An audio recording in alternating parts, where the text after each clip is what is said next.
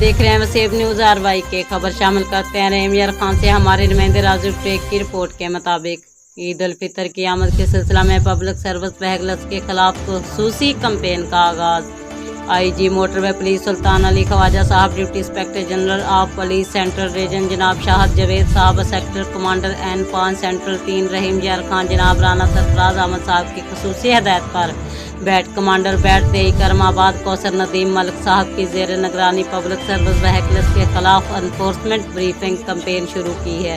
ऐसी तमाम बसों के ड्राइवर्स जो मंजूर शुदा तादाद से ज़्यादा और बसों की छत पर सवारियां सवार करते हैं, किराया ज़्यादा वसूल करते हैं, बगैर फिटनेस सर्टिफिकेट, बगैर रूट परमिट बसें चलाते हैं और ओवर स्पीडिंग के मरातकब पाए जाते हैं, इनके खिलाफ सख्त एनफोर्समेंट की जा रही है और ज़ायद किराया वसूली की सूरत में मुतल्लिका सवारियों से लिया गया ज़ायद किराया भी वापस करवाया जा रहा है। इस कैंपेन का मकसद लोगों को हादसा से महफूज और बखैरियत सफ़र मतलूब है। तमाम सफ़र करने वाले शिकायत को मुतलक़ किया जाता है कि दौरान सफ़र किसी भी किस्म की शिकायत या मदद के लिए मोटरवे पुलिस की हेल्पलाइन 130 पर फ्री कॉल कर सकते हैं। मोटरवे पुलिस को आपकी मदद करके दिली मसरत हासिल होगी। आप देख रहे हैं वसीब न्यूज़ RY के।